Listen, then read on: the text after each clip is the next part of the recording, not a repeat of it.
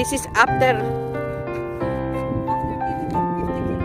after giving them 60-65 kilos of rice meat mix, and this is now a little bit rice. 20 kilos of rice I made. Hey, what is this? Hey, Oh my god. She's out now. That's the pit bull. She's the pit girl who doesn't want to leave my car earlier. She made me so nervous. She's the one.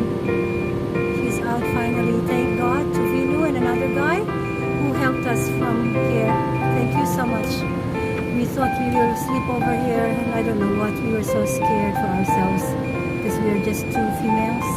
And this lady just decided to stay under the driver's seat, and she was growling and we were trying to ask her to